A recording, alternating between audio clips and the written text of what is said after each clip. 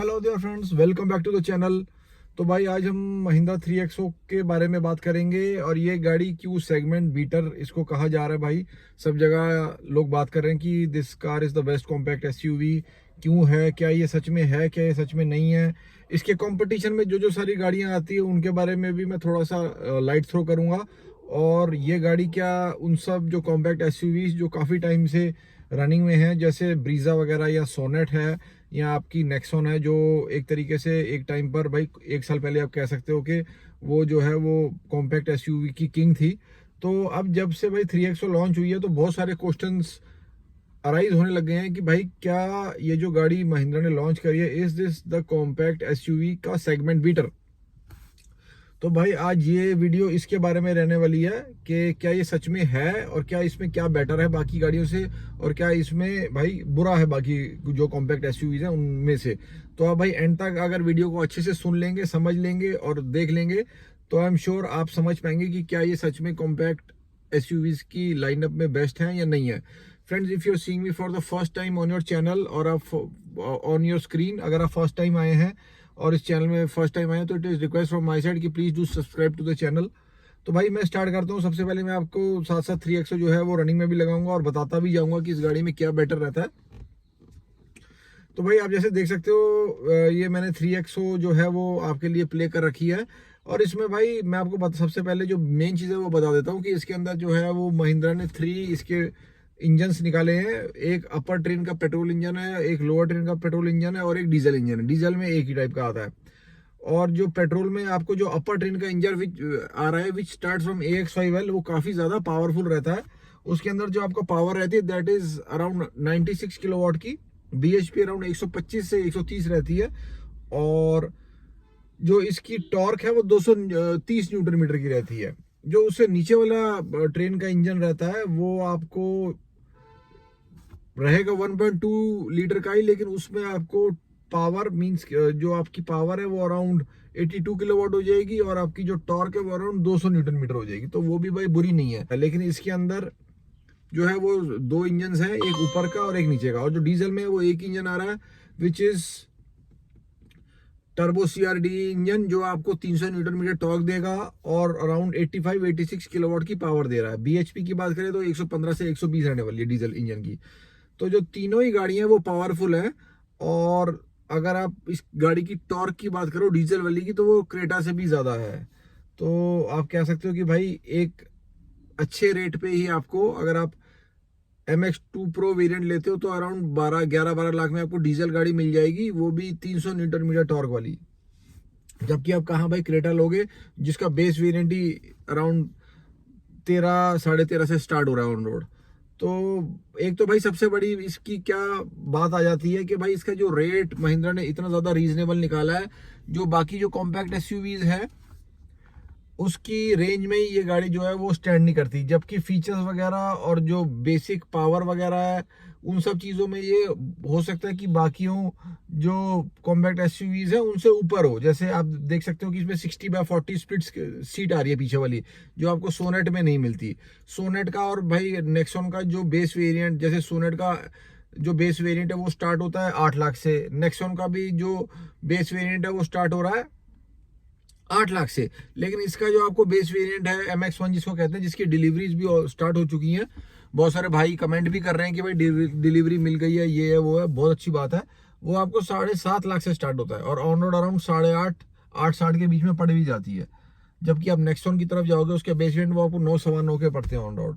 तो ये भी एक फर्क आ गया भाई। देखो 50-60-70 हज़ार रुपये एक भाई कॉमन मैन के लिए बहुत बड़ी चीज़ होती है, छोटी बात नहीं होती है।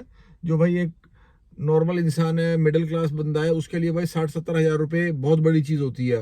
हो सकता है भाई कुछ बहुत बड़े लोग होते हैं उनके लिए बात नहीं होती है, लेकिन जो भाई एक normal day to day running वाला आदमी है, जो जिसकी कमाई भाई नॉर्मल रहती है, उसके लिए 70 हज़ार रुपये बहुत बड़ी चीज़ होती है। तो भाई महिंद्रा ने इस चीज़ की रिस्पेक्ट रखी है कि उन्होंने भाई जो बेस वेरियंट है वो उसमें फीचर्स देते हुए भी उसको मतलब 50-60 हज़ार रुपये कम रखा है बाकी कॉम्पैक्ट एसयूवी से। एक तो ये बात आ गई। साथ में भाई इसके आपको बेस वेरिएंट से ही आपको AC के वेंट मिल रहे हैं पीछे वाले, रियर AC के। साथ में आपको 6 एयर बैग, चारों में पावर विंडो मिल रही है। जैसे आपको नेक्सन के बेस मॉडल में आपको चारों नहीं 2 पावर विंडो आती है। तो ये भी फर्क आ जाता है। उसके बाद देखो आपको जो इसमें इंजन मिल रहा है, जो लोअर ट्रेन का भी इंजन है वो भाई ब्रीजा वगैरह जैसी गाड़ियों को या नेक्सॉन को टक्कर देने के लिए कम नहीं है। जैसे आपको जो MX1 में पेट्रोल इंजन मिल रहा है वो आपको मिल रहा है 200 न्यूटन मीटर टॉर्क के साथ, जबकि आपको नेक्सॉन में जो मिलता है वो आपको 170 न्यूटन मीटर टॉर्क देते हैं वो। तो यहाँ पर भी गाड़ी में फर्क आ जाता है मेरे हिसाब से, क्योंकि अगर आपको एक बेस वेरिएंट की गाड़ी में 200 न्यूटन मीटर टॉर्क मिल रहा है तो भाई गाड़ी जो है वो ऑब्वियसली वैल्यू फॉर मनी वहीं से बनना स्टार्ट हो जाती है। तो जहां तक भाई लोग कहते हैं कि बाकी गाड़ियों के कॉम्पैक्ट एसयूवीज के भाई मिड स्पेक से, भाई जैसे उसका आपका सोनेट के ले लो, एचटी के जो ऑप्शनल वेरिएंट है वहां से इसको स्टार्ट करके भाई लोग कहते हैं कि वैल्यू फॉर मनी है। लेकिन भाई इसका जो MX1 है वो ही वैल्यू फॉर मनी है। क्यों है? क्योंकि भाई उसी में इतने सारे फीचर है। इंफोटेनमेंट के अलावा भाई गाड़ी में कोई कमी नहीं है MX1 में। और इंफोटेनमेंट तो भाई चाहो तो आप JBL वगैरह का या सोनी का बाहर से 10-12 हज़ार का लगा सकते हो, बहुत बढ़िया वाला। तो मेरे हिसाब से भाई देखो गाड़ी इन्होंने महिंद्रा ने सिर्फ एक अपर क्लास को टारगेट करते हुए नहीं बनाई है, इन्होंने भाई एक मिडिल क्लास को और जो नॉर्मल बंदा है, जो भाई सर्विस क्लास बंदा है, उसको भी इन्होंने अच्छे से उसकी भी विशेष को फुलफिल करने की पूरी कोशिश करी है। जो भाई अपर क्लास, बहुत हाई अपर क्लास है, वो भाई उनके लिए AX7L लग्जरी गाड़ी है। जबकि आप अगर ब्रीजा में देखोगे, ब्रीजा में भाई आपको जो टॉपेस्ट वेरिएंट भी मिलता है उसमें भी आपको पैनोरामिक सनरूफ नहीं मिलती। जैसे भाई आपको देखो AX7 में पैनोरामिक सनरूफ मिल रही है, ये फर्स्ट इन द सेगमेंट है कॉम्पैक्ट एसयूवीज के। दूसरा भाई जो फर्स्ट इन द सेगमेंट है इसमें 17 इंच का अलॉय व्हील लगा आ रहा है AX7 के अंदर। ठीक है, AX7 के अंदर जो है वो 17 इंच का अलॉय व्हील डायमंड कट वाला लगा हुआ आ रहा है। अभी तक इससे पहले भाई कॉम्पैक्ट एसयूवी में 17 इंच का अलॉय व्हील्स किसी भी गाड़ी में नहीं आ रहा था। बूट स्पेस भाई गाड़ी की थोड़ी सी कम जरूर है, लेकिन ये इतनी थोड़ी कम है कि इट इज नेग्लिजिबल। मतलब अगर आपको ये 360 लीटर का बूट स्पेस दे रहा है, लेकिन उसके अंदर भाई 2 सूटकेस आराम से फिट हो जाते हैं। तो इन्होंने भाई अपर क्लास, मिडिल क्लास और नॉर्मल जो लो क्लास वाले बंदे सबको टारगेट करते हुए उन्होंने इस गाड़ी को मतलब निकाला है। जैसे भाई कुछ लोग हैं भाई स्विफ्ट उनके लिए उनकी ड्रीम कार होती है, बहुत सारे लोगों के लिए। जैसे जो नॉर्मल क्लास या मिडिल क्लास लोग हैं भाई उनके लिए जो स्विफ्ट है वो उनकी ड्रीम कार होती है। तो भाई अब जिन भाइयों की भाई ड्रीम कार स्विफ्ट है, भाई वो MX1 की तरफ भी सोच रहे हैं। ये एक जब भाई इस बारे में पता चलता है तो बहुत ही अच्छा लगता है, क्योंकि भाई क्यों आप चलाओगे भाई स्विफ्ट जैसी गाड़ी जब आपको 8 लाख रुपए के अंदर MX1 जैसा भौकाल मिल रहा है। लेकिन देखो मैं आपको भाई फ्रैंकली एक चीज बता देता हूँ कि आप अगर मारुति कार जैसी इसमें एवरेज एक्सपेक्ट करते हो तो वो ऑब्वियसली आपको नहीं मिलेगी। क्योंकि MX1 से स्टार्ट करूं मैं अगर बताना इसके भाई, जो इसकी पेट्रोल इंजन की एवरेज है वो 10 के आसपास ही वेरी कर रही है, बम्पर टू बम्पर, उससे ज्यादा वेरी नहीं कर रही है। तो ये मेरा फर्ज है भाई आप लोगों को बताना कि अगर आप सिर्फ एवरेज वाली गाड़ी चाहते हो और आपकी रनिंग बहुत ज्यादा है, मीन्स आप 100 150 किलोमीटर पर डे चलाते हो, तो इट इज बेटर कि आप भाई ब्रीजा वगैरह की तरफ थोड़ा सा देखो या सोनेट देख लो। क्योंकि इसमें इन्होंने भाई भरमार दिया पावर का, इन्होंने एवरेज माइलेज जैसी चीजों को थोड़ा सा निगलेक्ट कर दिया है, मैं आपको इतना बता देता हूँ।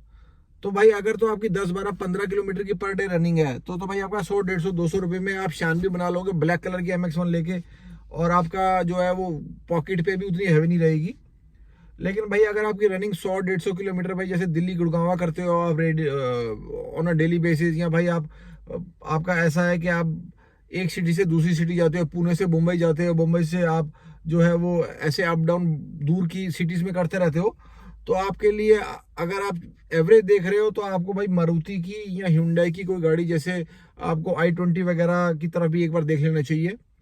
तो जहां तक भाई पावर की बात आ जाए, ये सारी गाड़ी को पिछाड़ रही है। इसके MX1 से लेके आप AX7L की तो भाई बात ही छोड़ दो, वो तो हायर ट्रेन का इंजन है जो आपको 96 किलोवाट की पावर दे रहा है, वो तो अनकम्पेरेबल है। वो तो आप किसी भी गाड़ी सब 4 मीटर की गाड़ी को कंपेयर कर लो, इतनी पावर किसी में भी नहीं है। तो मेरा भाई कहने का बस ये मतलब था कि अगर आपको एवरेज देखनी है तो आप Hyundai या मारुति की गाड़ी की तरफ कॉम्पैक्ट एसयूवीज को देखो, आप i20 को देख लो, आप बलेनो को देख लो, आप फिर फ्रॉन्क्स को देखो। अगर भाई आपका पूरा इंक्लिनेशन जो है वो पावर की तरफ है, आपकी गाड़ी की रनिंग का में आपने शान बनानी है, तो भाई आप यू आर वेरी गुड कि आप MX1 की तरफ या आप MX2 प्रो की तरफ आए और देखें। MX3 भी एक रीजनेबल गाड़ी है। Talking about XUV 3XO। भाई आपका अगर कोई क्वेश्चन है, you are free to ask me in the comments box, और please do subscribe to the channel.